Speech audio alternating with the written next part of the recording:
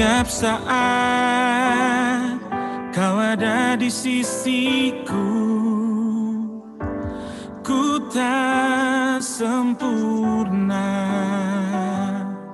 namun kau Tuhan selalu mengasihiku di jalan hidupku.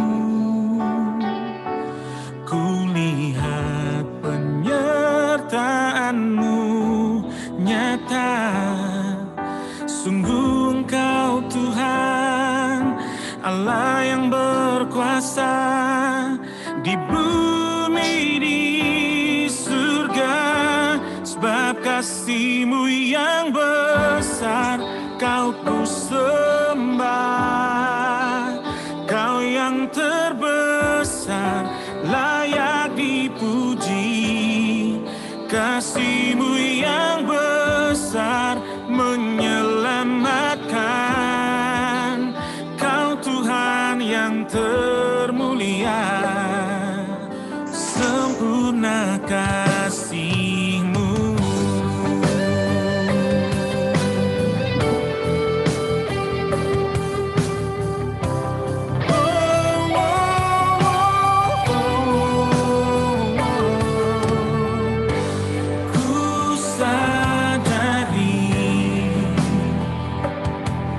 Setiap saat kau ada di sisiku, ku tak sempurna, namun kau Tuhan selalu mengasihiku di jalan hidupku. Ku lihat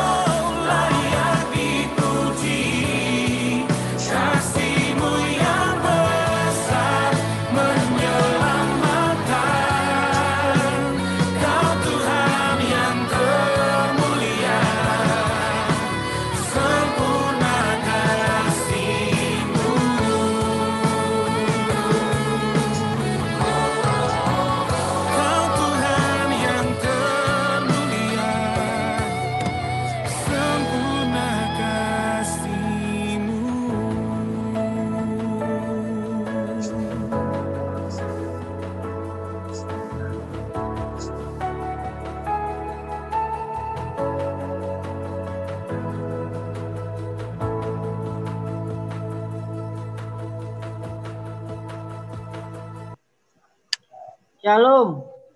VMM, yes. VMM, yes.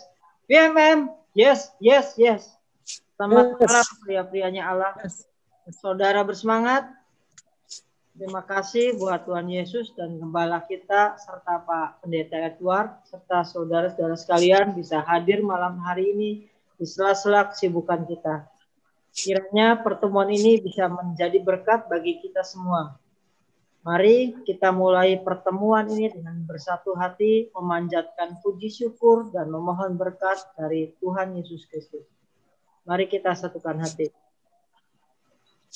Tuhan Yesus, malam hari ini kami bersyukur boleh menghadiri pertemuan dan meminta segala yang baik daripada-Mu. Terima kasih untuk semua kemurahan-Mu dalam kehidupan kami. Kiranya Engkau menjamah semua yang hadir malam hari ini dan membuat kami memahami berkat yang Engkau beri bagi kami lewat pemberitaan firman-Mu, Tuhan. Jadikan kami murid yang baik dalam mendengar firman-Mu dan melakukannya dalam kehidupan kami setiap hari. Terima kasih Tuhan buat perkenanan-Mu dalam hidup kami. Hanya di dalam nama Tuhan Yesus yang ajaib kami mengucap syukur. Amin.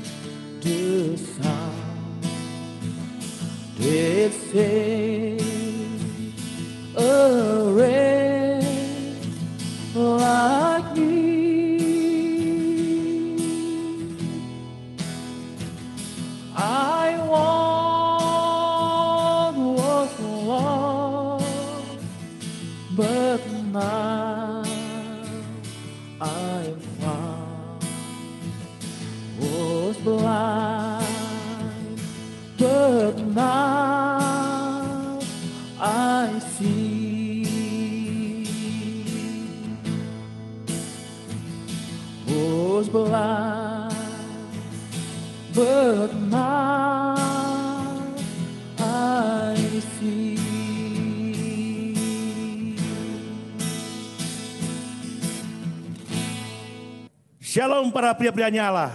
Kami ajak sama-sama untuk bangkit berdiri. Mari kita sama-sama mendeklarasikan 7 komitmen VMM. VMM, yes. VMM, yes. VMM, yes, yes, yes. Saya pria sejati yang dapat diandalkan, berkomitmen. Satu, kepada Tuhan. 1. Kepada Tuhan. 2. Kepada kekudusan. 2. Kepada kekudusan. 3. Kepada integritas Kristiani. 3. Kepada integritas Kristiani. 4. Kepada keluarga. 4. Kepada keluarga. 5. Kepada gereja lokal. 5. Kepada gereja lokal. 6. Kepada saudara seiman. 7. Kepada amanat agung. VMM, yes. VMM, yes. VMM, yes, yes, yes. Beri kemuliaan buat Tuhan kita. Shalom pria-prianya Allah. Pada malam hari ini mari kita bersukacita, mari kita bersatu hati memuji Tuhan, karena Tuhan telah hadir tengah-tengah kita. Tuhan telah memberikan kekuatan kepada kita untuk kita bisa menjadi umat yang lebih daripada pemenang. Berikan kemuliaan buat Tuhan kita.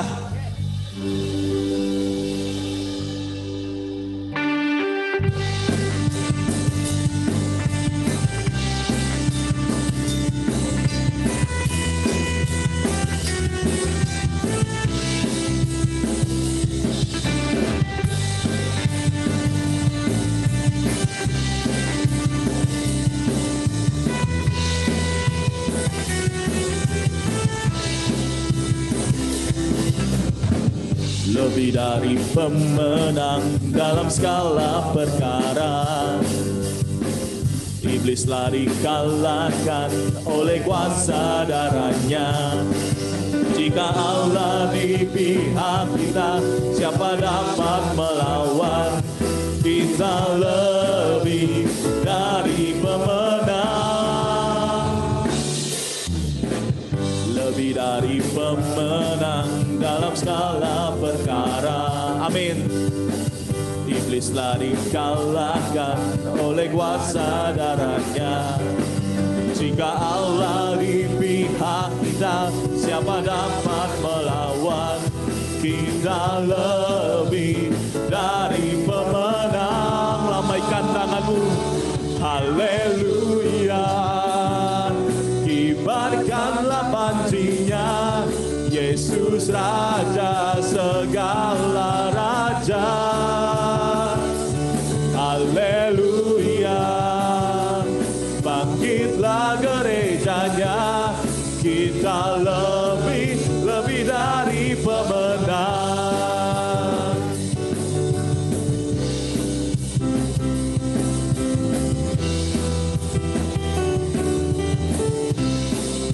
Katakan lebih dari pemenang. Lebih dari pemenang dalam skala perkara. Iblis lari kalahkan oleh kuasa darahnya. Jika Allah di pihak kita, siapa dapat melawan? Kita lebih dari pemenang. Semua angkat suaramu, haleluya. Kibarkanlah pancinya, Yesus Raja segala raja. Haleluya. Semua bangkit, bangkitlah gerejanya, kita lebih dari pemenang. Haleluya. Kibarkanlah pancinya, Yesus Raja segala raja. Haleluya. Bangkitlah gerejanya, kita lebih dari pemenang. Sekali lagi, angkat suaramu, haleluya. Kibarkanlah pancinya, Yesus Raja segala raja. Haleluya. Bangkitlah gerejanya, kita lebih dari pemenang. Kita lebih dari pemenang. Sekali lagi, kita lebih dari pemenang.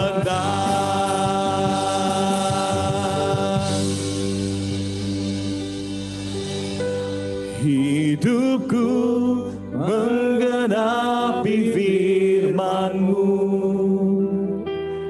tanda mujizat sertai tiap langkahku.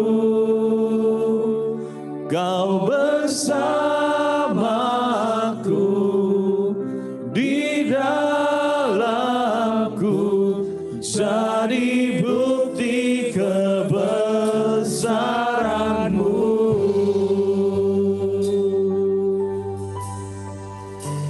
Katakan, Tuhan, Kau sempurna. Tuhan, Kau sempurna. Amin. Dalam rencana-Mu dan karya-Mu, ku serahkan hidupku, murnikan dengan Roh-Mu. Tuhan, Kau sempurna dalam rencana-Mu dan karya-Mu, ku serahkan hidupku, murnikan dengan Roh-Mu. Hidupku menggenapi firman-Mu. Amin. Tanda mujizat sertai tiap langkahku, Kau bersamaku di dalamku, jadi bukti kebesaran-Mu. Katakan, Tuhan, Kau sempurna. Tuhan, Kau sempurna di dalam setiap rencana-Mu, Tuhan. Dalam rencana-Mu dan karya-Mu, ku serahkan hidupku, murnikan dengan Roh-Mu. Hidupku menggenapi firman-Mu. Tanda mujizat sertai tiap langkahku, Kau bersamaku di dalamku, jadi bukti kebesaran-Mu. Hidupku menggenapi firman-Mu. Tanda mujizat sertai tiap langkahku, Kau bersamaku di dalamku, jadi bukti kebesaran-Mu. Kau bersamaku, Tuhan. Kau bersamaku di dalamku, jadi bukti kebesaran-Mu. Sekali lagi katakan, Kau bersamaku. Kau bersamaku di dalamku, jadi bukti kebesaran-Mu. Jadi bukti kebesaran-Mu.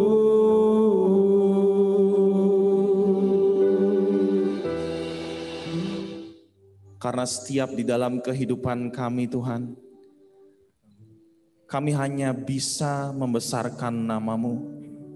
Karena di dalam setiap langkah yang kami lewati, kami hanya bisa mencurahkan setiap jiwa kami kepada-Mu, ya Bapa. Hidup kami bersama-Mu.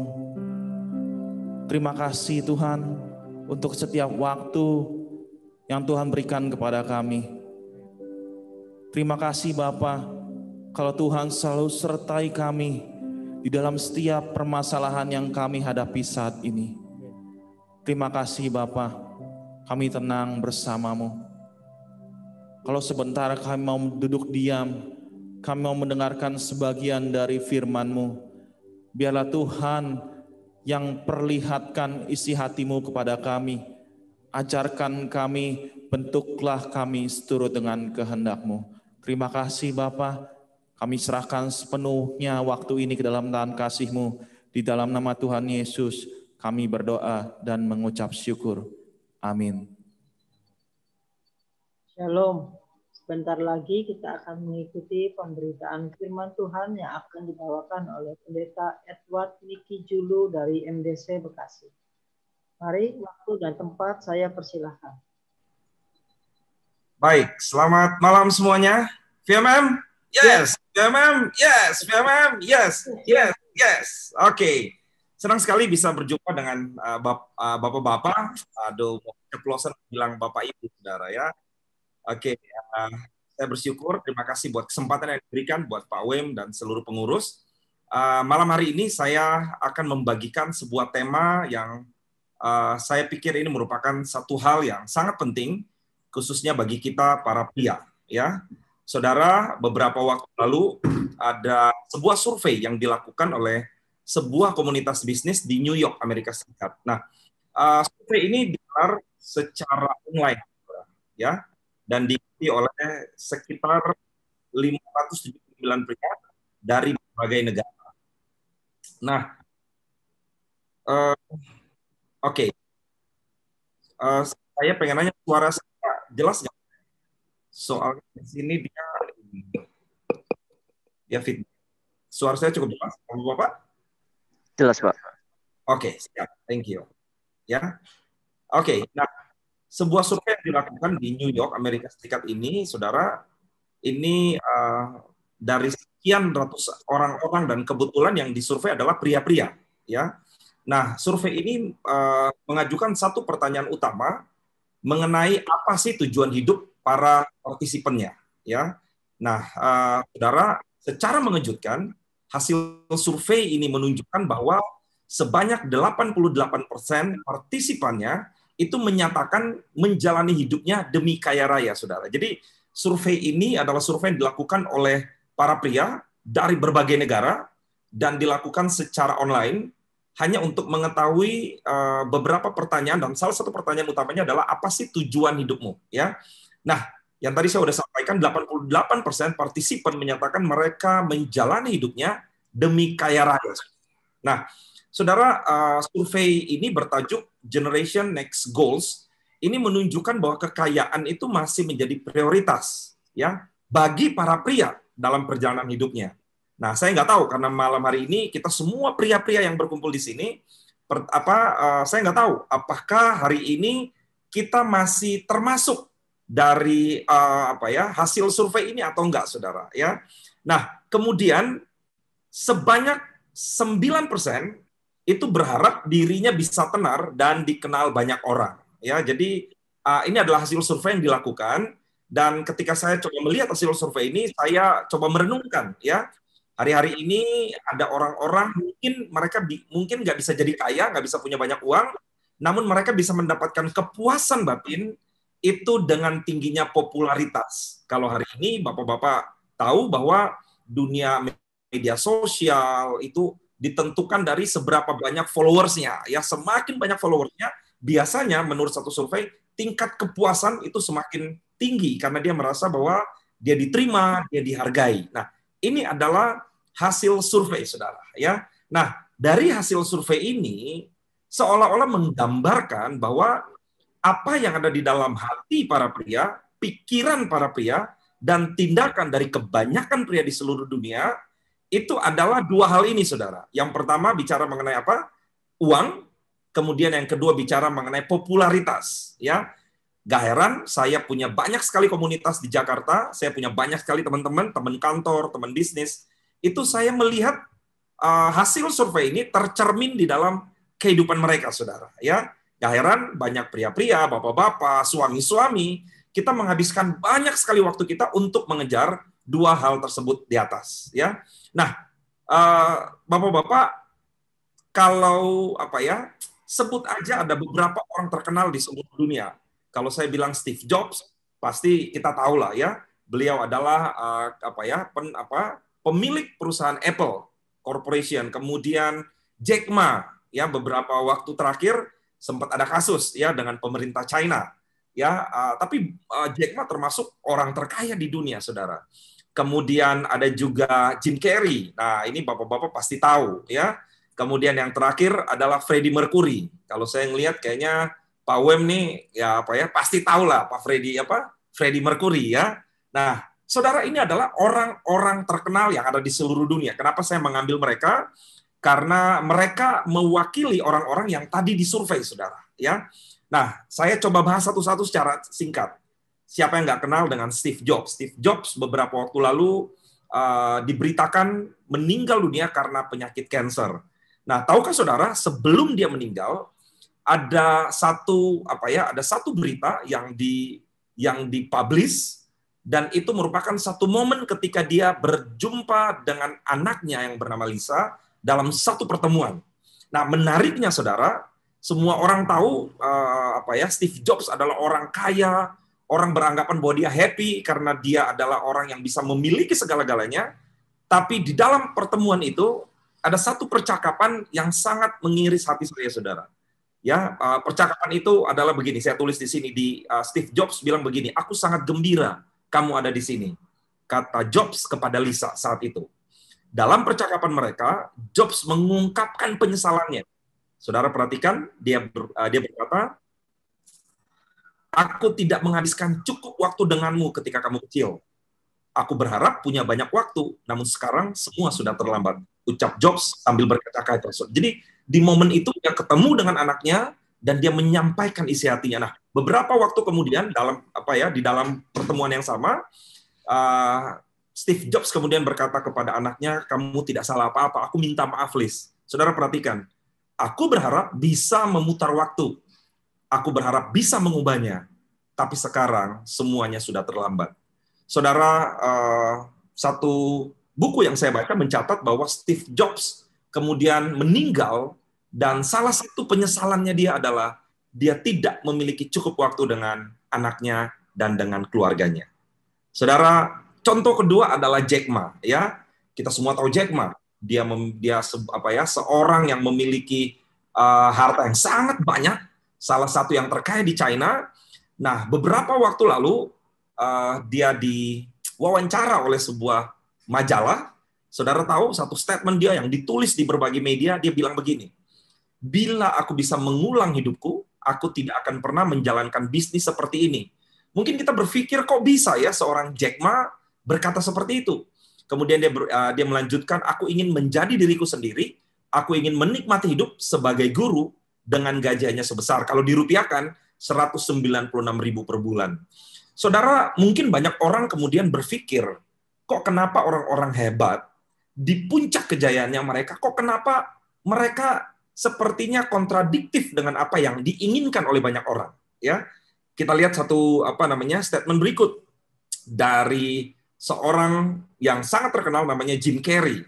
Saudara, ini adalah statement Jim Carrey, saya kutip, dia bilang begini, "I hope everybody could get rich and famous and will have everything they ever dream of, so they will know that it's not the answer."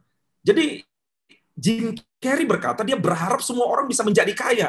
Seperti survei yang tadi saya sampaikan di depan, dikatakan bahwa hari-hari ini banyak pria, mereka menginginkan untuk menjadi kaya. Nah, saudara dengar baik-baik, Jim Carrey yang sudah mencapai titik kekayaan yang besar, dia berkata, ya, ketika orang sampai di titik itu, mereka akan tahu bahwa ternyata kekayaan dan ketenaran itu bukan jawaban. Saudara, ini jadi sesuatu yang sangat menarik. Ya, saya kutip satu orang lagi yang bernama Freddie Mercury. Ya, dia sangat terkenal sampai dibuatkan video, sampai dibuatkan autobiografi tentang dirinya. Nah, dia punya satu statement yang juga saya kutip, dia bilang begini, ya, Anda dapat memiliki semua yang ada di muka dunia, namun Anda tetap menjadi orang yang kesepian, ya. Kemudian dia bilang sukses telah membawa dia menjadi seorang yang sangat digandrungi oleh jutaan orang dan dia memiliki jutaan pounds pada saat itu. Saudara perhatikan dia berkata, tetapi itu menjauhkan saya dari memiliki satu hal yang semua orang inginkan, yaitu dikasihi dan memiliki hubungan yang baik dengan banyak orang. Saudara, ternyata ya apa yang menjadi hasil survei yang tadi saya sampaikan, itu ternyata oleh banyak orang terkenal, mereka sudah sampai ke titik itu, dan ini hanya beberapa yang saya kutip, saudara. Buat bapak-bapak mungkin suka dengan yang namanya John Lennon, saya juga suka sekali dengan yang namanya John Lennon, saudara. Satu kali dia anaknya diwawancara, dan majalah Time mewawancarai anaknya yang bernama Julian, putra John. Saudara dengar baik-baik. Ya, Julian berkata begini, satu-satunya yang diajarkan dan diwariskan ayah kepada saya, saudara perhatikan, adalah bagaimana caranya tidak menjadi seorang ayah. Saudara, ini menjadi sesuatu yang sangat yang sangat miris, saudara. Kenapa? Karena ternyata semua orang yang mencapai titik yang diimpikan oleh banyak orang, mereka ternyata memiliki kehidupan yang kita lihat dari tadi, ya, yang tidak seperti yang banyak orang bayangkan, saudara. Saudara, saya tulis di sini, semua pria berlomba-lomba mencapai tangga menuju kesuksesan. Saya nggak tahu bapak-bapak, tapi saya pernah berada pada titik ini. Saudara, saya pernah berada pada satu titik, saya bekerja dengan sangat keras. Satu tujuan saya bisa memperoleh kesuksesan. Saudara, saya kerja begitu keras, saya kerja dengan begitu ulet, saya melakukan banyak hal yang saya pikir itu bisa membuat saya menjadi orang yang happy, saudara. Tapi tadi saya sudah sampaikan di depan, saudara perhatikan, bahwa semua pria berlomba-lomba menuju satu tangga yang namanya kesuksesan. Tetapi semua orang yang sudah mencapai titik itu, semua mereka, saudara, tadi kita udah lihat, semua berkata, ternyata di atas sana tidak ada apa-apa. Saudara, saya kerja, ya, beberapa waktu lalu saya kerja di sebuah grup yang sangat besar di Indonesia. Kami punya properti yang cukup besar di berbagai kota. Kami punya perusahaan pertambangan, perkebunan, banyak sekali, saudara, ya. Owner saya, saudara, itu adalah seorang yang sangat workaholic. Saudara tahu, setiap hari itu dia tidurnya jam 3. Kami bisa meeting, dipanggil meeting itu jam 6 pagi, saudara. Saudara, di situ saya melihat bahwa ternyata orang yang memiliki kekayaan begitu luar biasa, saya bilang buat saudara, saya tidurnya jauh lebih nyaman, saudara, ya. Saya bisa menikmati kasur saya yang mungkin tidak senikmat kasur beliau, tapi saya bisa menikmati tidur, saya bisa menikmati istirahat yang sangat nikmat, saudara. Nah, sampai di sini saya ingin kita melihat bahwa survei menunjukkan semua pria ingin dua. Saudara udah lihat tadi, ya. Yang pertama, semua pengen kaya, dan yang kedua, semua orang pengen terkenal. Tapi kita sudah lihat dari hasil yang tadi saya tunjukkan, ternyata di atas sana tidak dapat apa-apa. Nah, saudara, sekarang kita mau melihat apa yang dikatakan oleh Raja Salomo. Alkitab berkata, Salomo adalah seorang raja yang sangat kaya, saudara. Kekayaannya tuh begitu luar biasa. Dia membangun bait suci itu dengan nilai itu kalau dirupiahkan itu ratusan triliun, saudara. Sangat besar sekali. Saudara, Salomo menulis dalam satu kitab, di dalam kitab Pengkhotbah, ketika dia mencapai semua yang dicari oleh banyak orang, Salomo berkata, kesia-siaan belaka, kata Pengkhotbah, kesia-siaan belaka. Segala sesuatu adalah sia-sia. Saudara, sampai di sini saya ingin kita berhenti sejenak. Saya ingin kita merenungkan kembali mengenai arti perjalanan hidup kita. Kalau hari ini kita sedang di dalam perjalanan menuju atau mencari atau mengejar apa yang tadi dikejar oleh semua orang, bolehkah kita berhenti sejenak, saudara? Kita lihat semua orang hebat tadi, bahkan Raja Salomo berkata, segala sesuatu adalah sia-sia. Saya lanjutkan, saudara. Saudara, Alkitab berkata, ya, Alkitab berkata di dalam firman Tuhan dikatakan bahwa Amsal 10 ayat yang ke-12 diberkata bahwa berkat Tuhanlah yang menjadikan kaya. Susah payah tidak akan menambahinya. Betul ya, saudara, ya? Kemudian dikatakan juga di dalam kitab Ulangan pasal yang ke-28, dikatakan bahwa Tuhan akan mengangkat engkau menjadi kepala dan bukan menjadi ekor. Engkau akan tetap naik dan bukan turun apabila engkau mendengarkan perintah Tuhan Allahmu yang kusampaikan kepadamu pada hari ini, saudara. Saudara, ternyata Alkitab berkata bahwa yang membuat kita kaya, yang membuat kita sukses, yang membuat kita berhasil, bahkan Alkitab berkata, bahkan untuk menikmati pun, itu adalah karunia Tuhan. Itu adalah apa, saudara? Pemberian Tuhan. So, saya mau kasih satu statement yang sederhana buat saudara. Jangan mencari apa yang dapat datang sendiri. Saudara, saya mau kasih tahu buat saudara, Alkitab berkata bahwa berkat Tuhan yang menjadikan saudara kaya. Susah payah nggak akan menambahinya. Alkitab juga berkata, carilah dahulu kerajaan Allah dan kebenarannya, maka semuanya akan ditambahkan kepadamu.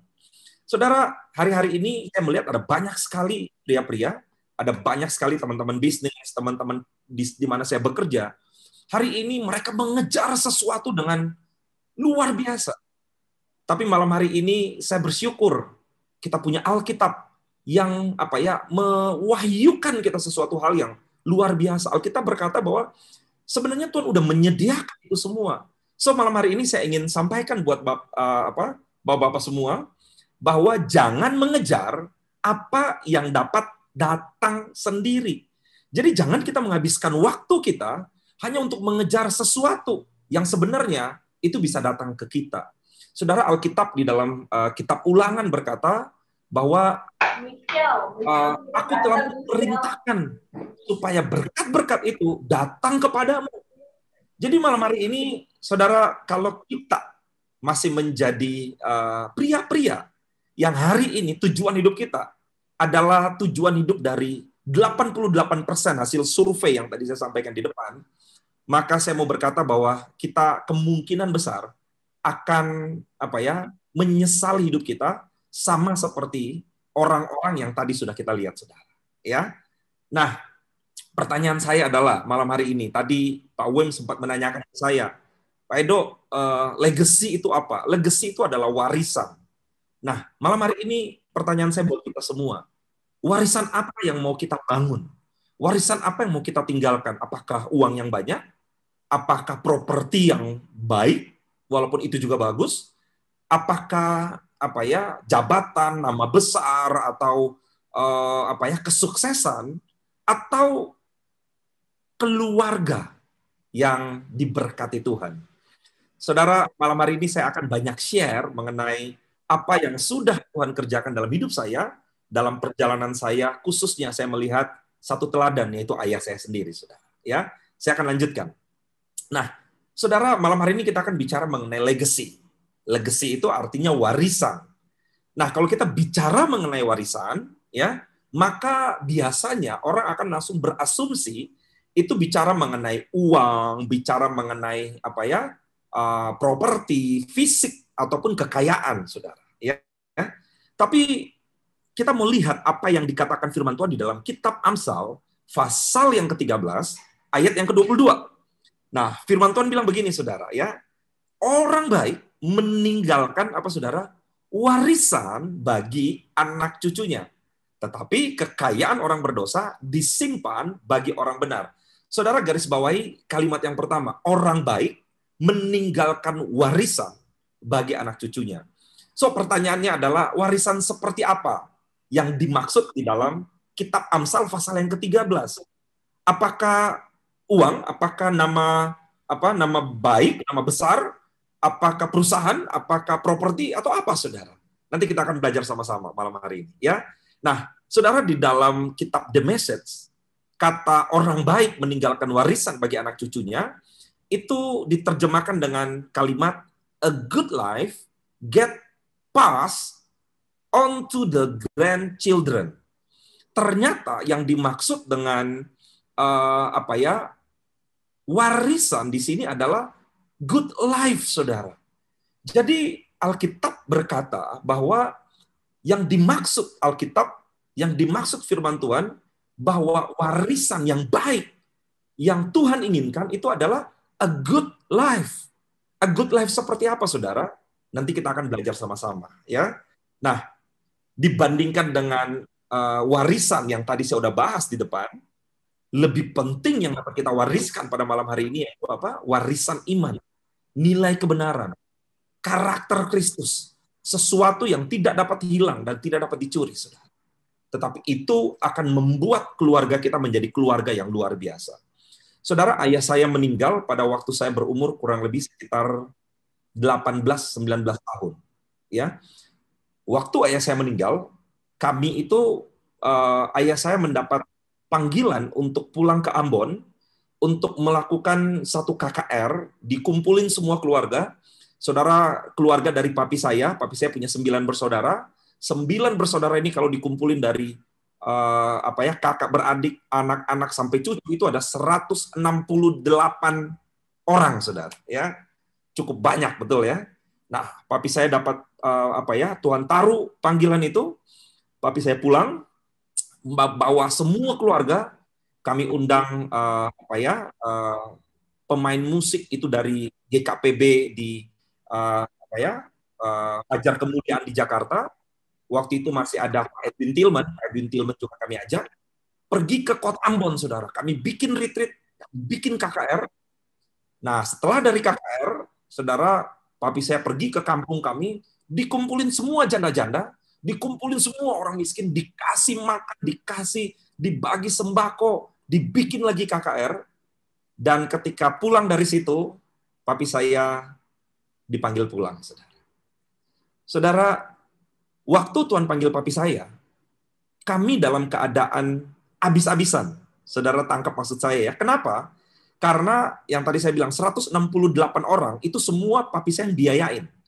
Saudara bisa bayangkan, ada yang tinggal di Papua, ada yang tinggal di Manado, ada yang tinggal di Kalimantan, di Jakarta, di Bandung, semua dibiayain. Ada yang naik pesawat, ada yang naik kapal, semua pulang ke Kota Ambon. Nah, waktu mereka pulang pun, kita kasih uang untuk biaya mereka pulang dan uang saku.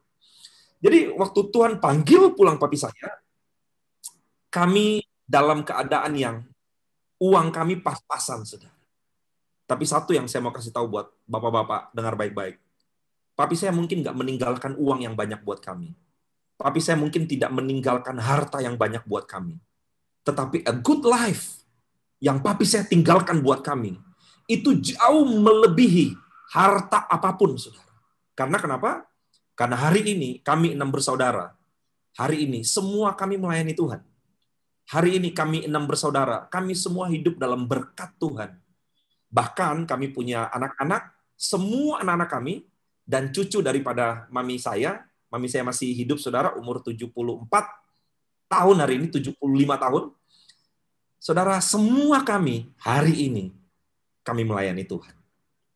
Saudara, saya merenungkan, kalau seandainya waktu itu papi saya hanya meninggalkan uang, tanpa meninggalkan a good life, tanpa meninggalkan warisan iman, tanpa meninggalkan nilai kebenaran, mungkin hari ini kami semua nggak punya apa-apa, saudara.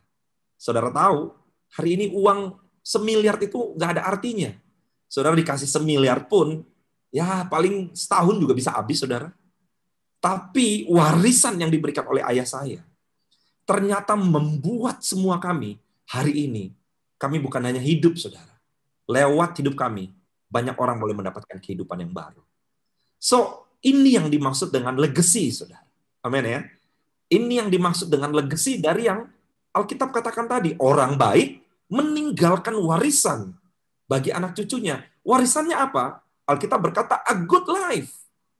Ini yang penting, saudara. Saya lanjutkan. Nah, inilah perbedaan kalau kita ngomong warisan. Dalam bahasa Inggris itu arti warisan itu ada 2. Inheritance dan legacy. Saya nggak akan bahas ini panjang-panjang, tapi saya buat sedikit perbedaan. Kalau inheritance itu diwariskan ketika seorang udah mati, ya. Tapi legacy diwariskan ketika kita masih hidup. So buat ayah-ayah, buat pria-pria, dengar baik-baik.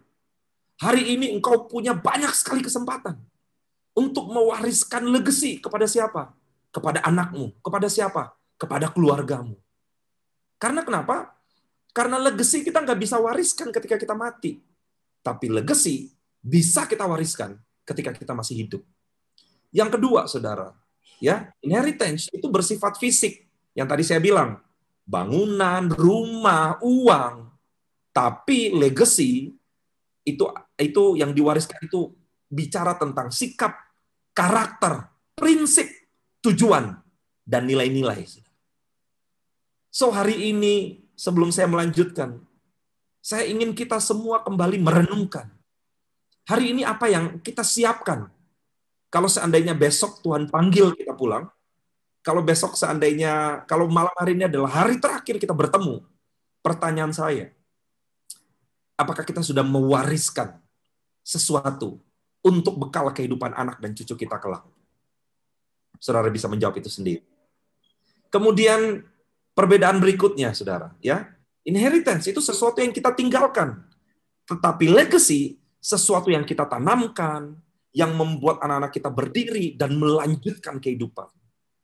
Inheritance merupakan hadiah yang diterima, tetapi legacy merupakan nilai-nilai yang kita impartasikan. So, sederhananya, legacy kita bisa berikan selama nafas hidup masih Tuhan berikan buat kita.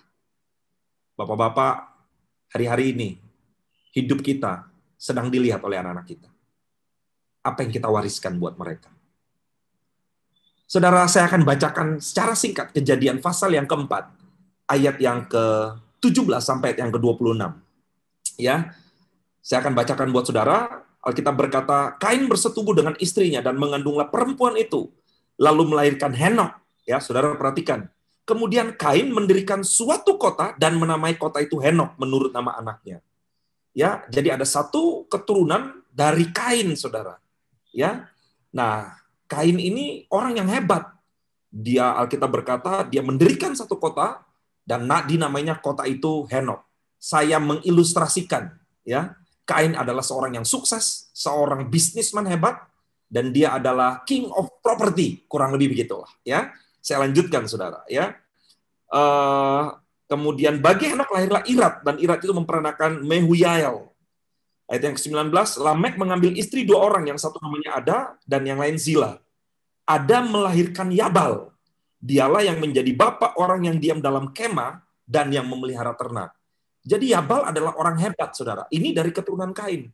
Dia bukan hanya bisnis properti, Alkitab berkata, dia juga memelihara ternak. Dia punya farm yang sangat besar, saudara. Ya. Kemudian nama adiknya ialah Yubal. Dia adalah bapak semua orang yang memainkan kecapi dan suling. So, saya simpulkan, Yubal adalah seorang bisnismen hebat yang dia punya seluruh alat musik itu diproduksi oleh yang namanya Yubal. Ya, kemudian Zila juga melahirkan anak yakni Tubal Kain, bapa semua tukang tembaga dan tukang besi. Siapa Tubal Kain? Bisnis mining. Orang-orang hebat, saudara. Saudara, kalau saudara baca selanjutnya dari kitab ini, keluarga Kain itu mengajarkan mengenai kerja keras. Apapun yang kita lakukan, yang penting kita jadi orang sukses, berhasil. Saudara, kalau baca daripada kisah ini, saudara akan menemukan pada akhirnya seluruh keturunan Kain semuanya binasa. Nah, kita belajar dari satu keturunan, ya. Kain punya adik namanya Habel. Habel dibunuh oleh Kain. Tapi kita akan langsung loncat kepada Set, ya. Nah, keturunan Set, saya bacakan ayat yang ke-26. Lahirlah seorang anak laki-laki bagi Set juga, dan anak itu dinamai Enos. Saudara perhatikan, waktu itulah orang mulai memanggil nama Tuhan. Saudara, ternyata keturunan Set itu mengajarkan mengenai hubungan dengan Tuhan. Keturunan Set mengajarkan mengenai pentingnya relasi. Kalau saudara baca lagi dalam kitab Kejadian pasal yang kelima, maka saudara akan mendapati bahwa dari keturunan Set akan lahir ada satu orang lagi yang bernama Henok. Henok itu adalah, Alkitab mencatat, dia adalah seorang yang hidupnya bergaul karib dengan Tuhan. Dan kemudian saudara tarik lagi, dari keturunan Set inilah lahir seorang yang bernama Nuh, saudara. Saudara, hari ini kita melihat ada dua keluarga. Satu keluarga mengajarkan mengenai kerja keras, lakukan segala macam cara, yang penting jadi orang hebat, yang penting jadi orang sukses. Tapi yang satu orang mengajarkan mengenai mencari Tuhan, hubungan dengan Tuhan, relasi dengan Tuhan. Saudara, kita semua tahu bahwa pada akhirnya Nuh yang berasal dari keturunan Set ini, yang kemudian kita berkata, Nuh pada waktu banjir besar datang, keturunan Nuh yang diselamatkan. Sedangkan keturunan Kain, semuanya binasa. Saudara, malam hari ini kita belajar satu hal. Ya, hari ini legasi apa yang kita tinggalkan buat keluarga? Apa yang kita tinggalkan buat anak-anak kita? Kalau kita ingin seperti keluarga Kain, maka kita akan mendapati, mungkin mereka akan menjadi orang-orang sukses menurut ukuran dunia. Seperti contoh-contoh yang sudah saya sampaikan tadi. Tapi kalau kita mengajarkan anak-anak kita mengenai takut akan Tuhan, mengenai relasi dengan Tuhan, mengenai hubungan dengan Tuhan, maka saudara, keluarga saudara, kita berkata, akan memerintah di muka bumi. Saudara, pertanyaan saya buat kita semua malam hari ini, what will you live? Apa yang mau kita tinggalkan di belakang kita? Ini menjadi satu pertanyaan yang penting, karena kita sebagai pria, kita sebagai orang-orang yang menentukan akan jadinya apa masa depan dari keluarga dan anak-anak kita. Saudara, saya akan bahas dan saya akan tutup dengan 4 warisan yang bisa kita berikan kepada keluarga kita. Warisan yang pertama adalah warisan iman. 2 Timotius pasal yang pertama. 2 Timotius pertama ayat yang kelima berkata, sebab aku teringat akan imanmu yang tulus ikhlas, yaitu iman yang pertama-tama hidup di dalam nenekmu Louis dan di dalam ibumu Eunike, dan yang aku yakin hidup juga di dalam dirimu. Dalam bahasa Inggris dikatakan, and I know that same faith continues strong in you.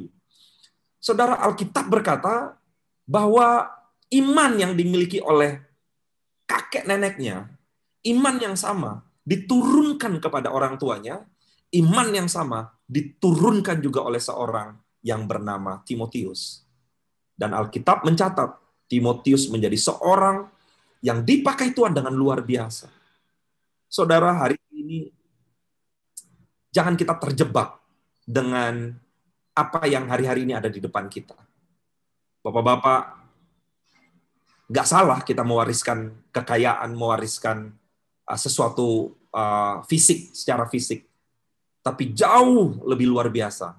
Yang pertama, apabila kita bisa mewariskan iman. Amin. Itu poin yang pertama. Saudara, kita punya tugas dan tanggung jawab untuk menunjukkan kepada generasi di bawah kita. Melalui apa? Melalui hidup iman kita kepada Tuhan Yesus. Melalui cara hidup kita. Bagaimana kita menghormati Tuhan. Saudara, beberapa waktu lalu, saya nggak tahu saya pernah membagikan ini di jemaat Cirebon atau enggak. Saya akan menceritakan secara singkat. Saya bekerja di sebuah perusahaan, saya melakukan audit, dan singkat cerita saya menemukan satu pelanggaran yang dilakukan oleh sebuah perusahaan nasional cukup besar, dan kami mempinalti mereka sekitar 1,3 miliar. Ya, saudara, mereka berusaha untuk bertemu dengan saya. Ya, saudara tahulah, ya, mereka ingin nego, mereka ingin lobby supaya saya tidak membayar mereka, tidak mewajibkan mereka membayar sebesar itu. Singkat cerita, vice president daripada perusahaan itu ketemu saya di sebuah coffee shop. Saya lagi jalan, ketemu, saya juga nggak tahu. Tiba-tiba bilang, Pak Edo, yuk kita ngobrol sebentar. Ya, namanya ketemu di jalan, saya diajak, saudara.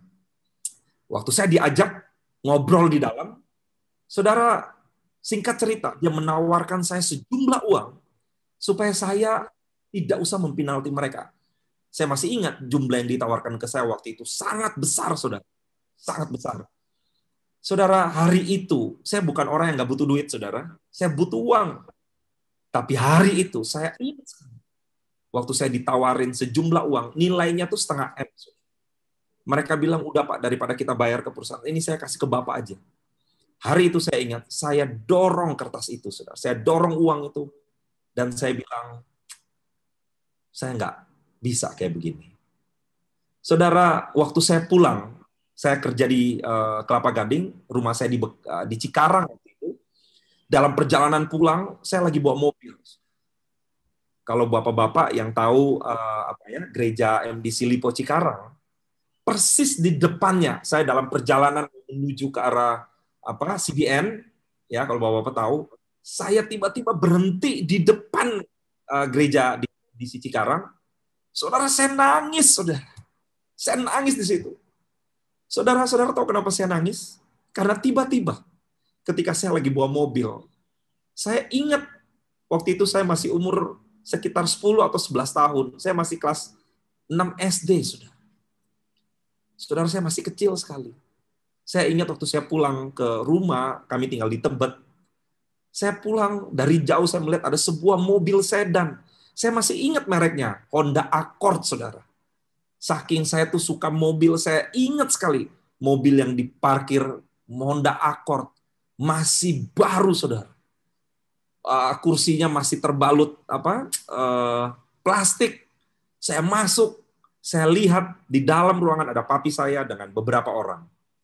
Saudara, saya masuk ke dalam, saya duduk. Saya nggak ingat apa yang mereka bicarakan. Yang saya ingat sampai hari ini saya nggak pernah lupa. Papi saya dorong kunci mobil depan yang ada di meja. Dan papi saya berkata, maaf, saya nggak bisa terima ini. Saudara, singkat cerita, mereka pulang, saya nangis. Saya bilang, papi kok mobilnya diambil lagi? Tapi hari itu saya tahu, saudara, dengar baik-baik. Warisan iman, teladan yang diberikan oleh ayah saya, membuat hari ini saya menjadi orang yang diberkati Tuhan. Saudara, dengar baik-baik. Ayah saya memang nggak memberikan kami rumah yang besar. Enggak. Bahkan waktu ayah saya meninggal, kami itu nggak punya apa-apa. Tapi apa yang diberikan oleh ayah saya jauh melebihi apa yang dapat diberikan oleh banyak orang di luar sana. Saudara, ini adalah tanggung jawab kita yang terbesar. Warisan iman apa yang kita bisa berikan buat mereka? Ya, dan ini adalah warisan terbaik, seperti yang saya bilang tadi. Saudara, kalau kita mewariskan uang, semua itu bisa lenyap. Tapi ketika kita mewariskan iman kita, warisan ini akan mereka bawa sampai ke kekekalan. Hari ini saya melihat dari 6 bersaudara, plus 6 menantu dari mami saya. Kami semua, jadi kami ada 12 kakak beradik, plus anak cucu. Hari ini semua kami, saudara, kami melayani Tuhan. Semua kami. Ada yang di Jakarta, ada yang di MDC Lipo Cikarang, mami saya kebetulan tinggal di Lipo Cikarang, dan di mana-mana, saudara. So, hari ini adalah legacy pertama yang bisa kita berikan. Ya, bukan saja untuk kekekalan, tapi untuk jaminan kehidupan yang baik. Yang kedua, yang bisa kita berikan, ya, legacy yang kedua, legacy takut akan Tuhan. Saudara, saya ingat sekali apa yang diwariskan oleh ayah saya. Bagaimana hidup jujur, bagaimana hidup takut akan Tuhan, bagaimana kita nggak boleh mengambil apa yang bukan bagian. Saudara, ayah saya, dia nggak pernah khotbahin saya. Tapi dia menunjukkan itu semua sepanjang hidupnya dia. Dia menunjukkan kepada saya apa yang benar dan apa yang nggak benar. Ayah saya menunjukkan kepada saya mana yang baik dan mana yang tidak baik. Ayah saya menunjukkan kepada saya apa yang harus kita lakukan dan apa yang nggak boleh kita lakukan. Saudara, dengar baik-baik. Saudara, kalau kita mewariskan hidup takut akan Tuhan, maka engkau akan melihat anak-anakmu, cucu-cucu, generasimu akan tahu mana yang benar, mana yang salah, mana yang baik, mana yang nggak baik, mana yang harus kita lakukan, dan mana yang nggak boleh kita lakukan. So, ini adalah inti keputusan-keputusan yang akan menentukan hidup kita nanti. Saudara, saya ingat sekali bagaimana Pak saya itu ngajarin saya dalam hal-hal yang simpel. Ngajarin saya takut akan Tuhan. Papi saya itu sampai hari ini, saudara, saya kalau ibadah, saya kalau kebaktian. Hari ini kan kita ibadah online ya. Saudara, saya kalau ibadah online, saudara, itu saya kayak orang pergi gereja. Saya pakai batik, Kadang-kadang saya pakai kemeja, wah itu rapi sudah, celana panjang, semua rapi. Kenapa? Karena papi saya ngajarin saya. Barang siapa yang menghormati Tuhan, Tuhan akan menghormati dia. Saudara, ajaran itu, papi saya udah meninggal 20 tahun yang lalu. Tapi ajaran itu, sampai hari ini, masih saya simpan. Dan saudara tahu, warisan itu, hari ini, saya berikan buat anak-anak saya. Jadi ternyata apa yang diberikan oleh ayah saya, mungkin ayah saya udah nggak bisa melihat secara fisik. Tetapi hari ini, anak-anak saya sedang mewarisi apa yang kakek, apa yang opa mereka wariskan. Dan yang diwariskan adalah takut akan Tuhan. Yang ketiga, saudara. Legacy apa yang bisa kita berikan? Yaitu nilai-nilai kehidupan. Ya, berdasarkan kebenaran firman Tuhan. Nilai-nilai kehidupan itu banyak sekali, tapi hari ini saya mau mengangkat 3 hal aja. Karena kita pria-pria, karena kita orang-orang yang sering bersinggungan dengan pekerjaan. Yang pertama, mari kita hidup dalam kejujuran. Saudara, saya diajarkan apa artinya hidup jujur. Jangan ambil apa yang bukan hak kamu. Jangan kamu ambil apa yang tidak ditentukan buat kamu. Saudara, saya diajarkan itu. Dan hari ini saya mengajarkan itu buat anak-anak saya. Saya diajarkan mengenai apa itu integritas. Saya diajarkan mengenai apa itu kerja keras. Saudara, kadang-kadang saya waktu duduk saya merenungin. Dan saya pernah bilang ke anak saya, Will, kalau William mau lihat opa, William lihat papi. Karena apa yang dulu papi lihat, hari ini William lihat di dalam diri papi. So, itu adalah warisan nilai kebenaran yang bisa kita berikan. Dan yang terakhir, saudara, legacy di dalam Yosua 24 ayat yang ke-15. Alkitab berkata, tetapi aku dan seisi rumahku, kami akan beribadah kepada Tuhan. Apa yang kita bisa berikan? Saudara, mari kita ajarkan kepada anak-anak kita mengenai hidup melayani Tuhan. Ayah saya bukan seorang pendeta, tapi ayah saya suka dipercayakan untuk menyampaikan firman Tuhan di gereja-gereja kecil di kota di Ambon dan di Ternate, Maluku Utara. Saya suka nemenin ayah saya pergi berkhotbah, menyampaikan firman. Saudara, hari ini, semua kami, bahkan semua menantu-menantu, kakak-kakak ipar saya, semua kami itu melayani Tuhan. Khususnya pria-pria, kami melayani dalam pelayanan khotbah, saudara. Saudara, ayah saya nggak pernah ngajarin kami teknik khotbah. Tetapi hidup yang diberikan oleh ayah saya hari ini, semua kami hidup melayani Tuhan. Dan saya lihat itu luar biasa. Ya, melayani Tuhan di dalam rumah Tuhan. Keteladanan melayani Tuhan dengan kesungguhan dan sukacita. Saudara, saya ingat sekali beberapa waktu saya masih kecil, kami pernah berada dalam satu kondisi, kami nggak punya uang sama sekali. Sampai-sampai, saudara, ayah saya itu nggak bisa kasih uang persembahan. Saudara, zaman dulu kami masih pakai persembahan itu dari kantong persembahan, kantong kolektan, saudara. Ya. Dan saudara tahu, pada waktu kantong kolekta itu dijalanin, ayah saya lama taruh tangan, saya bingung.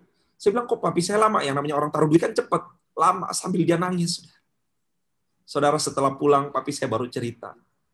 Papi saya bilang begini, papi udah nggak punya uang lagi. Tapi waktu papi taruh tangannya di dalam kantong, papi saya bilang begini, Tuhan, aku serahkan, aku persembahkan hidupku dan generasiku ke dalam.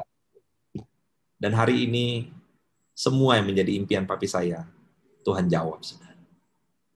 Saudara, saya berdoa malam hari ini, saudara tangkap pesan Tuhan ini. Mari. Saya nggak bilang salah, hari ini pun saya kerja. Hari ini pun saya bisnismen, saudara. Tapi saya berdoa, biar bukan itu yang menjadi tujuan kita. Saya meninggalkan pekerjaan saya yang lama, dengan satu tujuan, supaya saya bisa punya banyak waktu untuk keluarga, dan bisa punya banyak waktu untuk melayani Tuhan. Ketika saya meninggalkan pekerjaan yang saya yang lama, semua orang bilang, Dok, kamu gila kali ya. Kamu meninggalkan sesuatu yang dicari, sesuatu yang semua orang pengen. Saya memulai satu usaha yang baru, usaha kecil-kecilan, saudara. Tapi hari ini saya melihat pemeliharaan Tuhan begitu hebat dan luar biasa. saya tetap bisa melayani Tuhan, bahkan saya punya banyak waktu bisa melayani Tuhan, dan saya tetap punya banyak waktu bersama keluarga. Dan hari ini, saya tetap bisa menikmati kebaikan Tuhan tanpa kekurangan. So, malam hari ini jangan kita fokus mencari apa yang bisa datang sendiri. Alkitab berkata, carilah dahulu kerajaan Allah dan kebenarannya, maka semuanya akan ditambahkan kepadamu. Saya punya satu cerita terakhir, setelah itu saya akan tutup, saudara. Sekitar tahun 30-an, semua orang tahu, ada seorang mafia Italia yang tinggal di Chicago, namanya Al Capone. Ini orang yang sangat luar biasa. Dia menjalankan bisnis narkotik, dia menjalankan bisnis yang ilegal, tapi luar biasanya, dia tidak pernah bisa ditangkap. Kenapa? Karena dia punya seorang lawyer yang hebat, ya, yang biasa dipanggil Easy AD. Ini adalah Easy AD, saudara.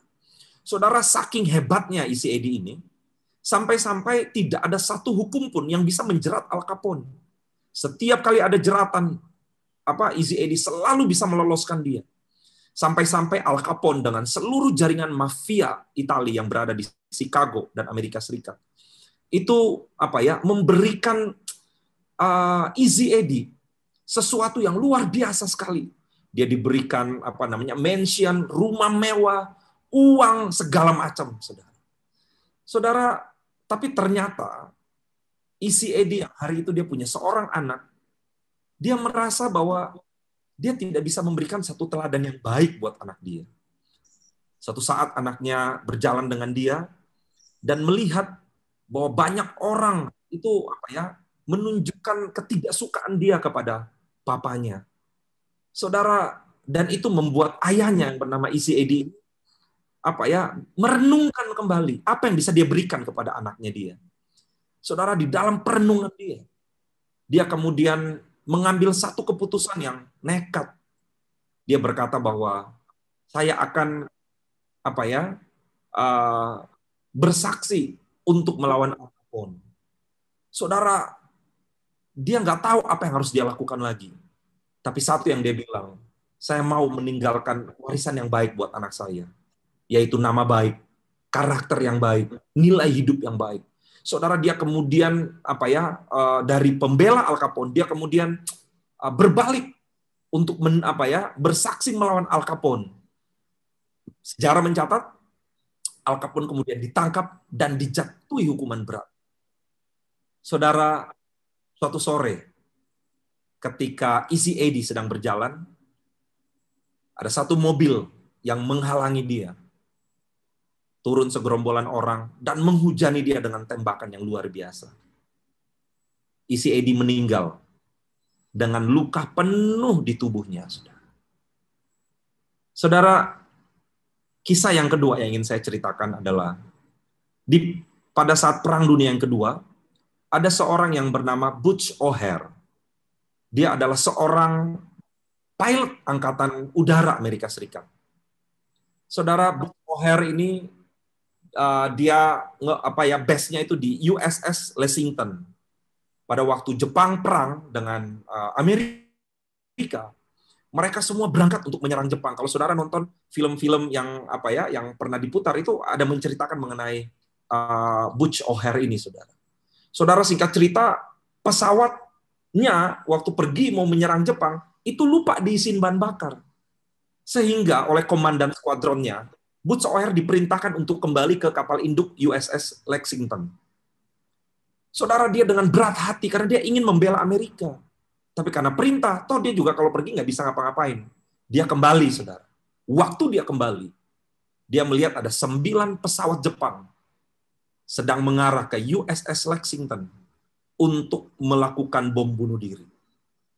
Saudara, dia mau kasih kabar teman-temannya, udah kejauhan. Dia mau kasih tahu di kapal, toh di kapal juga nggak bisa ngapa-ngapain, saudara. Singkat cerita, seorang diri, Butch O'Hare, kemudian menghadang pesawat-pesawat Jepang itu. Pesawat itu jatuh, ada yang ditembak, kemudian, udah terjadi peperangan yang begitu hebat. Saudara, singkat cerita, pesawat-pesawat sisa 2-3 pesawat Jepang kembali lagi dan tidak jadi membom USS Lexington, saudara. Ini adalah USS Lexington. Saudara, singkat cerita, Butch O'Hare kemudian dianugerahkan penghargaan oleh Presiden Amerika Serikat pada saat itu. Bandara di Chicago diberi nama oleh nama Butch O'Hare Airport. Saudara, menariknya adalah Butch O'Hare dengan ECAD itu adalah anak dan ayah. Ternyata anak daripada ECAD yang tadi saya ceritakan di dalam kisah yang pertama, itu adalah Butch O'Hare, saudara. Saudara, ternyata warisan yang diberikan oleh ayahnya ECAD, bagaimana dia bisa memberikan nilai-nilai yang baik, dia bisa mewariskan nilai-nilai yang baik. Itu kemudian diserap oleh anaknya. Anaknya kemudian menjadi salah satu pahlawan Amerika Serikat lewat kepatriotan yang dia lakukan. Saudara, seperti itulah hidup kita.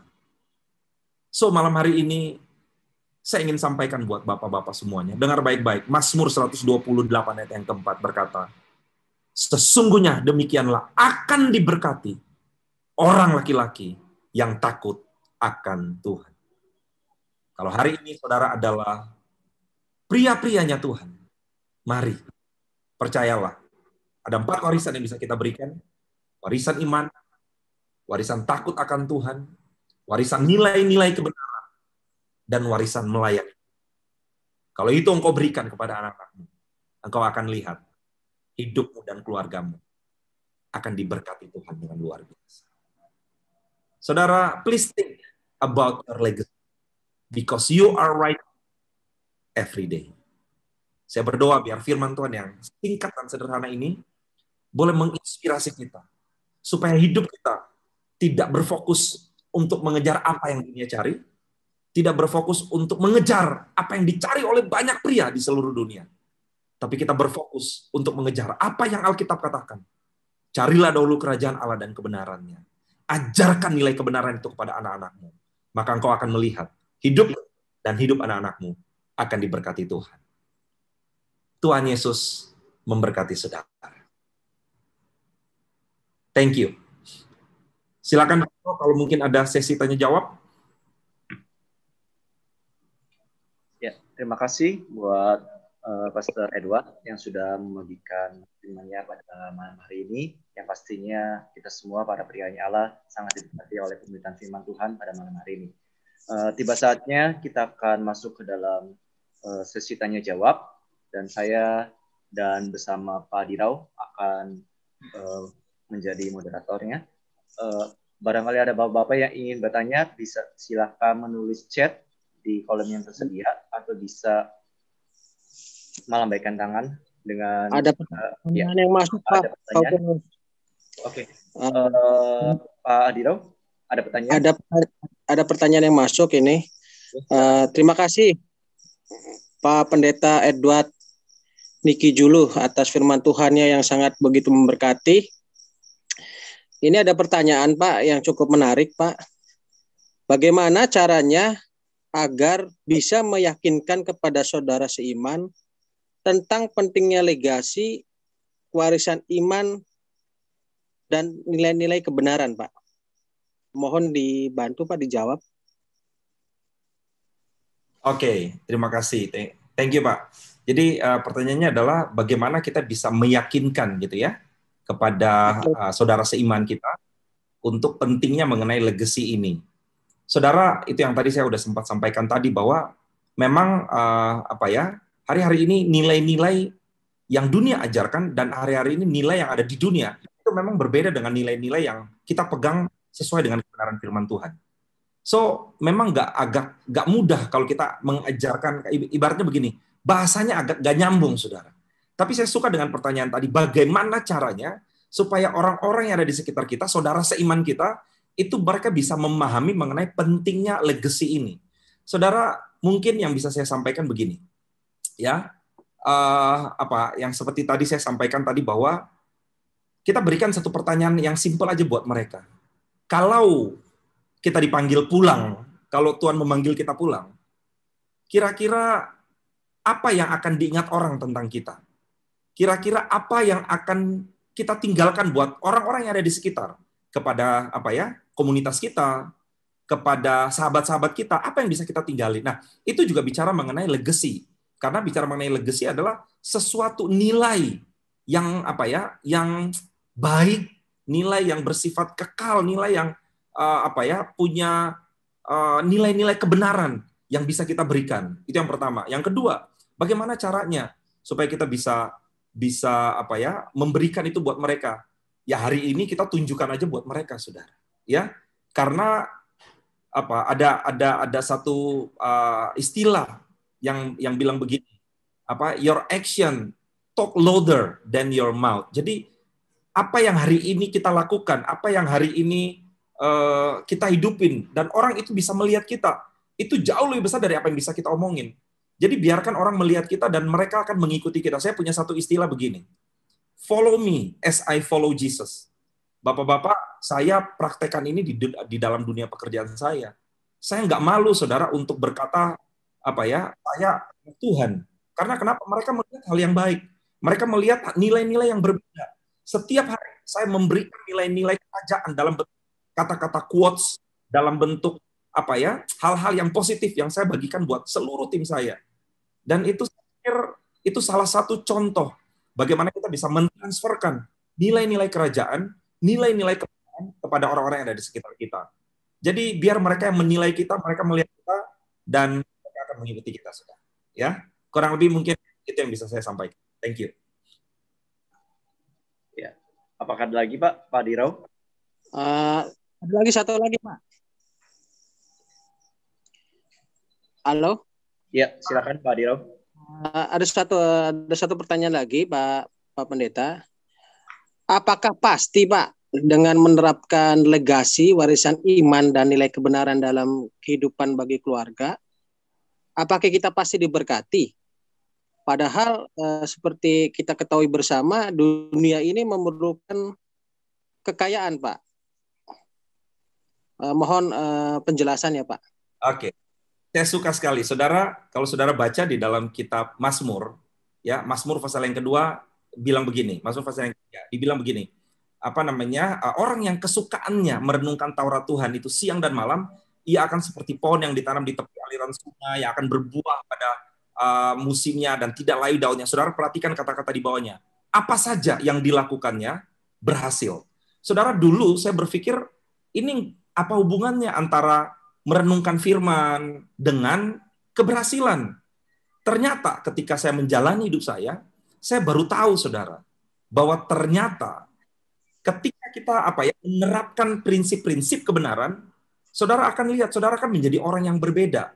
So kalau pertanyaannya, pasti kalau kita menerapkan nilai-nilai kebenaran, kita akan menjadi orang yang sukses, yang berhasil. Saya bisa katakan definitif pasti.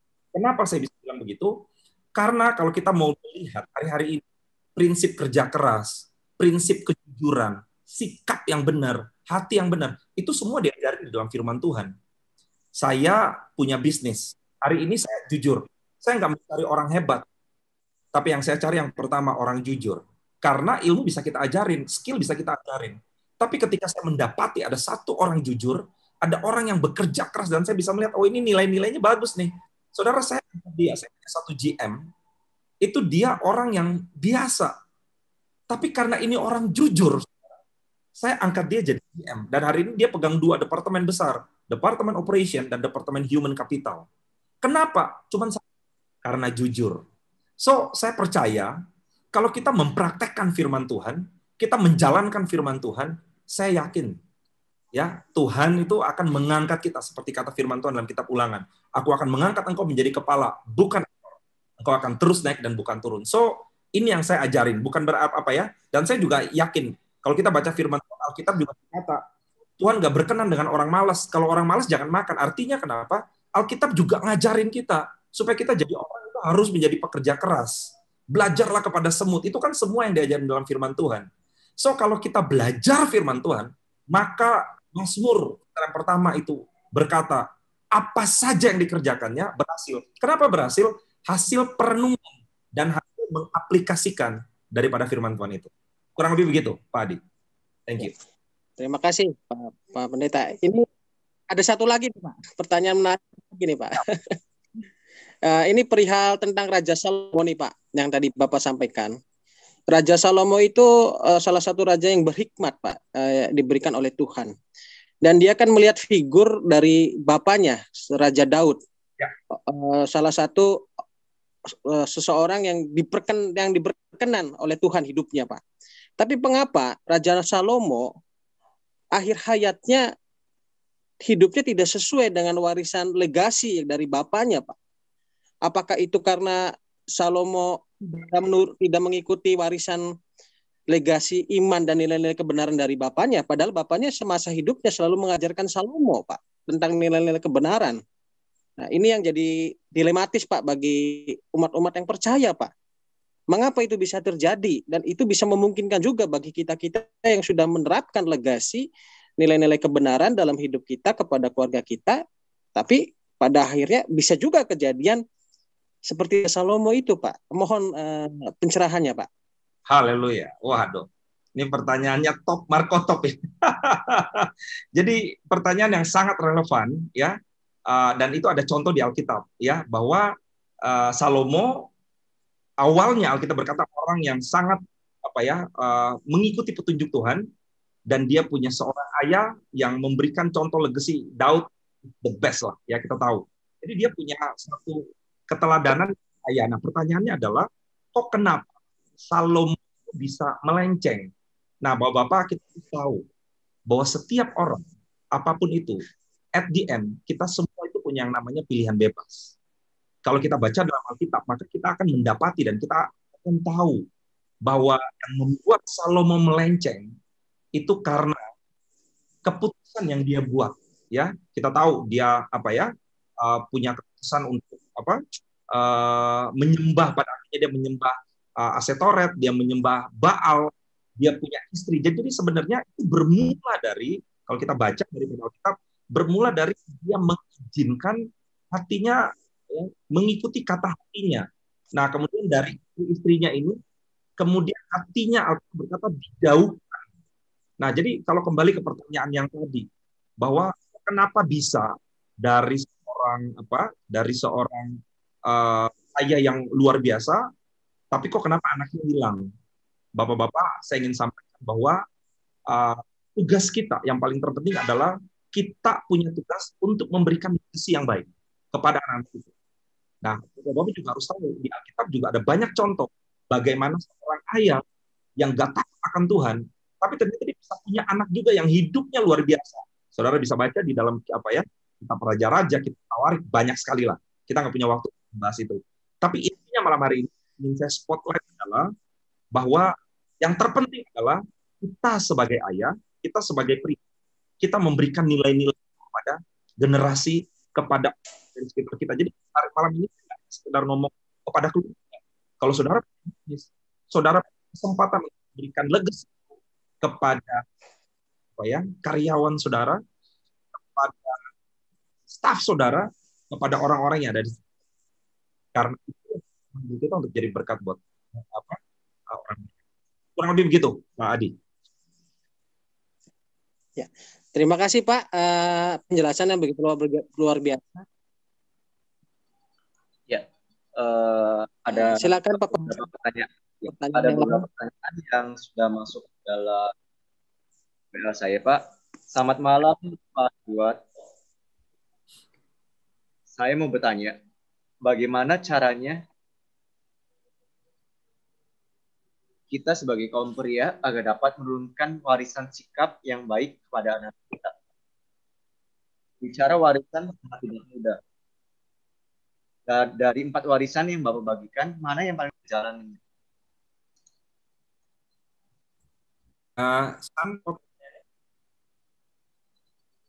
Suaranya, Pak? Anto bilang dari 4 warisan. Dari 4 warisan keputus. Yang Bapak bagikan, dari 4 warisan yang Bapak bagikan, mana yang paling sulit berjalan?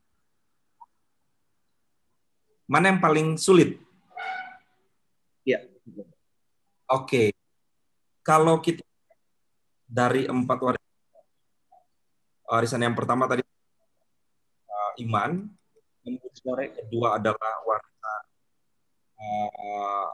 takut akan Tuhan, kemudian nilai kehidupan Tuhan. Kalau ditanya kepada saya, yang takut akan Tuhan.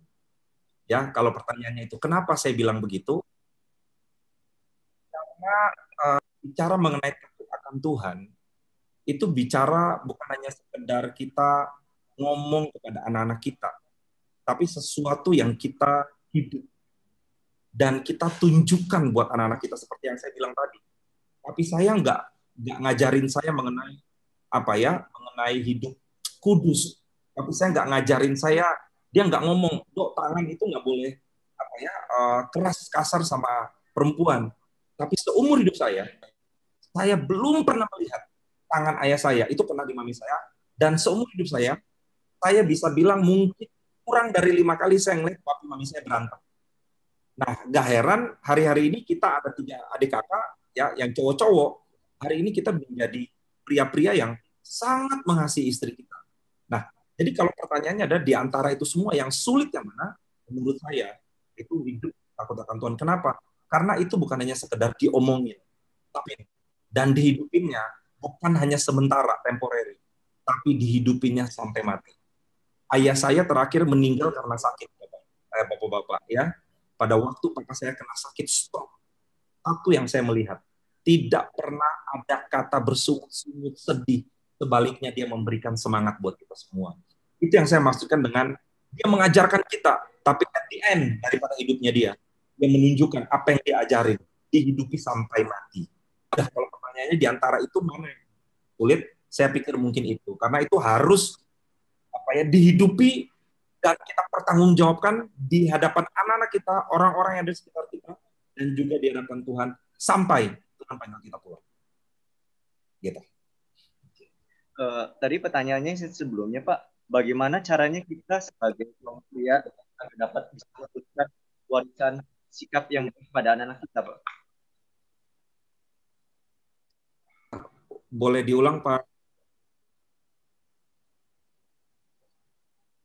Bagaimana caranya kita sebagai manusia agar dapat menurunkan warisan sikap yang baik pada anak kita? Oke. Bapak-bapak, Alkitab mengajarkan dalam kitab ajarkan itu berulang-ulang kepada anak-anak. Jadi bagaimana caranya kita mengajarkan, mewariskan itu? Gampang. Ajarkan itu berulang-ulang. Di mana? Dalam perjalanan, sebelum kita tidur, waktu kita mau makan, waktu kita mengalami tantangan, waktu ada masalah, kita ajarkan itu buat mereka. Nah, jadi warisan iman ini atau warisan legacy ini itu nggak bisa kita cuma sekali ngomong, Bapak-bapak. Tapi kita mesti hidupin. Nah, ini yang saya bilang, yang agak sulit itu adalah kalau contoh begini, kalau saya cuma bilang, nggak boleh merokok ya, itu mungkin gampang. Tapi kalau saya perokok, terus saya bilang nggak boleh ngerokok, tapi saya juga menahan diri nggak ngerokok, itu kan nggak mudah. Saya bilang nggak boleh korupsi, tapi saya menghidupi untuk tidak korupsi, itu kan nggak mudah. Nah, untuk mengajarkan kepada anak-anak mengenai legacy ini adalah sesuatu yang kita hidupi, kita jalanin, kita ajarkan, dan itu kita hidupi itu sampai Tuhan panggil kita pulang. Nah, dan itu harus kita ajarkannya berulang-ulang. Ya, kita mengajarkan kepada anak-anak kita mengenai kekudusan, mengenai kejujuran, integritas, kerja keras. Semua kita bisa ajarkan kepada mereka. Semua nilai-nilai itu dalam kehidupan kita. Kita bisa ngajarin mereka tiap hari. Jadi, Bapak-bapak, saya punya anak, saya mengajarkan dia mengenai apa artinya bertanggung jawab. Di rumah, dulu tuh kami nggak punya pembantu, ngajarin anak saya semua. Cuci mobil, saya ngajarin dia bersihin rumah, saya ngajarin dia cuci piring, walaupun anak saya laki, saya ngajarin dia itu semua. Kenapa? Karena itu hal yang penting yang harus saya ajarkan buat mereka. Kurang lebih begitu, Pak. Ya, terima kasih Pak Edward buat jawabannya. Mungkin ada pertanyaan lagi Pak dari Pak Anto. Saya persilakan Pak Anto. Ya, selamat malam, Pak. Malam. Ada semacam golongan dalam masyarakat saat ini ataupun dalam gereja masa kini, Pak, bahwa pelayan Tuhan atau hamba Tuhan yang sukses, dalam tanda kutip sukses melayani dan mengalami kenaikan tingkat materi lebih dihargai oleh komunitas gerejanya daripada yang melayani dengan sungguh hati, tetapi tidak atau belum diberkati secara materi oleh Tuhan. Bagaimana tanggapan Pak Edward dalam hal ini? Terima kasih. Oke, terima kasih. Jadi saya sempat ngajarin anak saya, ya, Bapak-bapak, saya ajarkan anak saya satu hal. Saya bilang begini, kekayaan, berkat Tuhan itu bonus daripada ketaatan kita. Itu bukan hal yang harus kita cari atau kita uber. Seperti yang saya udah bilang tadi, berkat Tuhan yang menjadikan kita kaya. Bahkan kalau kita bilang susah payah nggak akan kita nggak akan dapat itu dengan susah payah kita. Nah, Bapak-bapak, satu hal yang saya percaya, yang saya yakinin, ya, yang seperti tadi saya bilang bahwa di dalam kita bekerja, di dalam kita melakukan semua apa yang hari-hari ini Tuhan percayakan kepada kita, ya, saya percaya satu hal, bahwa ketika kita melakukan itu dengan kesungguhan kita, maka berkat-berkat itu akan datang kepada kita. Jadi yang harus kita tahu bahwa berkat itu bukan ukurannya, tapi ukurannya adalah hati kita, bagaimana kita melayani Tuhan dengan sungguh-sungguh. Saya punya banyak sekali teman-teman di Ambon, di pedalaman, yang mereka orang yang sungguh-sungguh banget melayani Tuhan. Tapi secara ekonomi, mereka itu tidak ada apa-apanya. Nah, pertanyaannya adalah, apakah itu yang diukur oleh Tuhan? Ya, memang benar. Alkitab berkata, manusia melihat rupa, manusia melihat apa yang kelihatan. Ya, hari-hari ini kita diukur, kita nilai berdasarkan status sosial dan lain sebagainya. Tapi pertanyaannya adalah, malam hari ini adalah, apakah kita mau ngikutin ukuran manusia atau ukuran daripada Tuhan? Tuhan nggak melihat itu. Kita semua tahu bahwa ketika kita melayani Tuhan, upah itu datangnya dari Tuhan. Ya, berkat itu ya dalam tanda kutip kekayaan lah ya kalau kita mau ngomong. Saya bilang, itu prinsip saya. Itu semua adalah bonus. Itu semua adalah upah. Tapi bukan itu yang kita kejar. So, yang terpenting upahnya apa pekerjaannya? Yang terpenting adalah pekerjaannya. Kita bekerja melayani Tuhan. Kita bekerja menyenangkan hati Tuhan. Ya kalau Tuhan hari ini dalam tanda kutip belum berkatin kita sesuai dengan materi, bukan berarti kita bukan orang yang nggak diberkati Tuhan. Clear ya. Kita berkati Tuhan. Bukan karena apa yang kita miliki secara harta, tapi kita diberkati Tuhan lewat apa yang dipercayakan kepada Tuhan, apa yang dipercayakan Tuhan kepada kita hari ini. Ada banyak orang yang secara materi mereka nggak punya banyak hal seperti hamba-hamba Tuhan atau orang-orang besar, tapi mereka dipercayakan banyak hal. Apa yang dipercayakan? Jiwa-jiwa, pekerjaan Tuhan. Itu yang dipercayakan kepada mereka. So, ukuran Tuhan bukan berdasarkan seberapa banyak yang kita punya, tapi ukurannya adalah seberapa kita bertanggung jawab terhadap apa yang dipercayakan kepada kita hari ini. Ya, so kalau kita bertanggung jawab terhadap apapun, mungkin secara fisik materi nggak kelihatan, tenang aja, upah kita ada di sorga. Amin. Terima kasih Pak. Ada satu pertanyaan lagi ya. Apakah ada kata terlambat dalam Tuhan ketika kita kembali masuk ke dalam kerajaan Tuhan dan melayani Tuhan? Terima kasih Pak. Kalau pertanyaannya adalah apakah terlambat, itu nggak ada ya. Tidak pernah ada kata terlambat. Mami saya sampai hari ini umur 75 tahun, terus melayani Tuhan, terus luar biasa. Saya punya mama mertua saya dulu biasa-biasa aja ikut Tuhan, tapi hari ini kita ajarkan, kita dorong, mulai giat dalam mencari Tuhan, mulai giat hidup sungguh-sungguh kepada Tuhan. Pertanyaannya adalah apakah terlambat? Oh enggak, gak ada yang terlambat. Alkitab pernah memberikan satu ilustrasi. Ada orang yang bekerja dari jam 6 pagi sama ada orang yang bekerja jam 3 sore. Saudara tahu upahnya sama. Jadi itu sekali lagi kembali kepada tiap kita. Yang terpenting adalah ketika kita dipercayakan sesuatu, kita mau bekerja dan bertanggung jawab dengan segenap hati. Upahnya sama, Saudara. Thank you, Pak. Ya, terima kasih Pak Edward. Ada beberapa pertanyaan lagi Pak yang masuk dalam WA saya. Yang pertanyaan adalah bagaimana kita mengetahui kapan Tuhan itu turun seorang untuk melayani keluarga lewat bisnis atau melayani lewat gereja lokal, Pak? Oke. Saya agak kurang jelas suaranya, tapi saya coba jawab ya. Bagaimana cara kita tahu Tuhan menuntun kita untuk melayani Tuhan atau melayani Tuhan di dalam bisnis gitu ya, atau keluarga gitu ya? Iya. Caranya kita bisa mengetahui Tuhan itu menuntun seseorang melayani keluarga lewat bisnis atau melayani lewat gereja lokal, Pak. Pertanyaan itu. Oke. Kalau buat saya, ada orang yang pernah nanya kepada saya begini, Dok, kamu kalau melayani Tuhan, presentasinya gimana? Saya tanya, maksudnya apa? Ya, apakah melayani Tuhan itu 60%, melayani gereja lokal 40%, melayani keluarga sekian persen?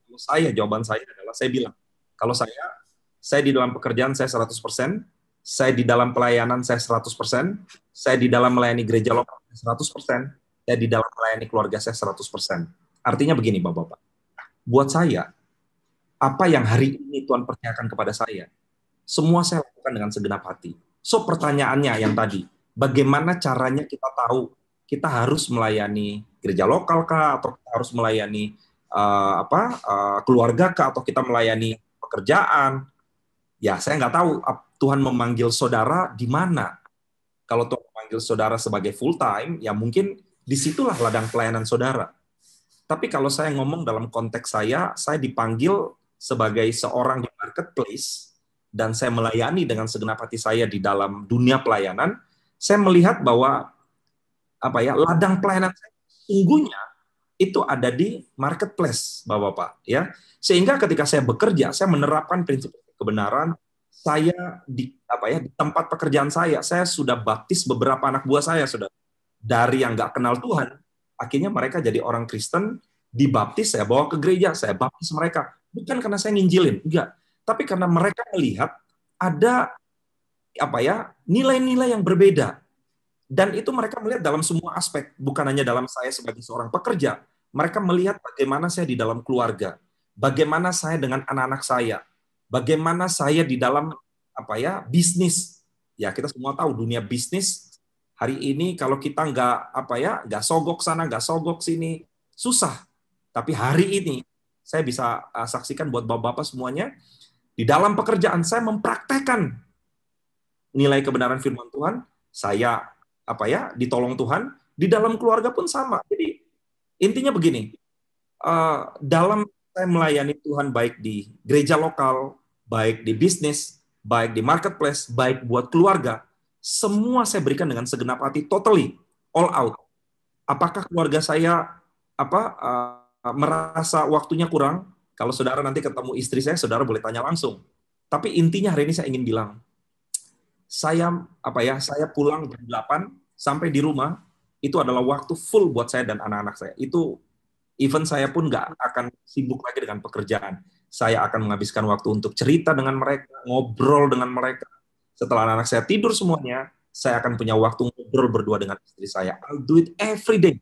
Pagi-pagi, ketika saya bangun pagi, saya akan satu dengan mereka. Nah, setelah itu saya pergi ke kantor. Saya kerja dengan segenap hati di sana, sungguh-sungguh menjadi berkat juga di kantor, di bisnis. Tapi saya setiap Sabtu, setiap Minggu, saya kunjungan, apalagi di masa pandemi ini. Jadi untuk gereja lokal pun tetap all out, untuk bisnis pun tetap 100%, untuk keluarga pun tetap 100%. Buat saya pribadi, setiap hari saya bangun itu jam 4:30. Every day, doa, hanya untuk buat saya pribadi. Jadi ini yang harus kita lakukan. Semua bidang yang Tuhan percayakan kepada kita, kita harus lakukan dengan segenap hati. Thank you. Ya, terima kasih Pak Edward sudah menjawab pertanyaannya. Tidak terasa kita sudah berada di penghujung ibadah pada malam hari ini. Sebelum kita akan menutup ibadah pada malam hari ini, ada beberapa pengumuman yang akan disampaikan oleh Bapak Anto. Bapak Anto, silakan Pak Anto. Ya, pengumuman PMM bulan depan akan diadakan pada hari Senin tanggal 15 Maret jam 19.00 waktu Indonesia bagian Barat. Sekian pengumuman, saya harap saudara bisa mengajak rekan dan sahabat untuk mengikuti pertemuan yang akan datang yang akan dibagikan lewat WhatsApp dan media sosial lainnya. Terima kasih. Tuhan Yesus memberkati. Ya, Bapak-bapak, kita akan mengakhiri pertemuan pada malam hari ini. Saya meminta untuk Bapak Wimbra Atmaja untuk memimpin kita di dalam doa penutup, dan kemudian saya minta untuk Pak Edward untuk doa berkat. Waktu dan tempat saya persilakan. Bapak Ibu nggak ada. Bapak-bapak, mari kita satukan hati, kita mengucap syukur kepada Tuhan. Bapak, kami mengucap syukur di dalam nama Tuhan Yesus, bahwa pada malam hari ini kami sudah mendengar bagian dari firman Tuhan yang disampaikan oleh hamba-Mu, yaitu Pak Edo atau Pak Edward Niki Julo. Bapak, kami percaya bahwa apa yang telah disampaikan akan merupakan berkat bagi setiap kami. Bapak, sehingga kami tahu bahwa kami sebagai kaum pria juga harus senantiasa hidup di dalam jalan-jalan-Mu, Bapak. Bapak, kami percaya bahwa apabila kami mengikuti jalan Tuhan, dan apabila kami takut akan Tuhan, dan juga kami menjaga nilai-nilai kehidupan, maupun hal-hal lain yang berkenan, kami percaya bahwa Tuhan akan menyertai kami, dan Tuhan akan senantiasa memberkati kami. Bapak, terima kasih untuk malam hari ini, di mana kami sudah diberkati melalui apa yang sudah disampaikan oleh Pak Edward, yaitu bahwa kami sudah menerima warisan dari Tuhan, dan kami pun para pria Allah akan terus hidup dalam kebenaran Tuhan, agar kami dapat memberikan warisan yang terbaik bagi anak-anak kami. Terima kasih Bapak. Di dalam nama Tuhan Yesus kami sudah berdoa dan kami bersyukur. Haleluya. Mari pria-pria Allah angkat kedua tanganmu dan kita terima berkat Tuhan.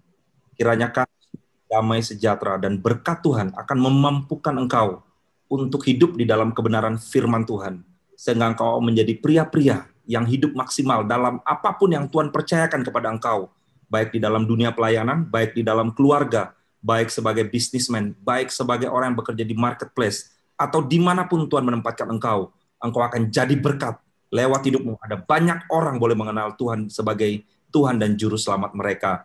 Jadilah berkat di tempat pekerjaanmu, jadilah berkat di rumah tanggamu, jadilah berkat di lingkungan di mana engkau berada, biar lewat hidupmu ada banyak orang memuliakan nama Tuhan. Dalam nama Tuhan Yesus Kristus yang sudah terima berkat Tuhan, mari sama-sama katakan.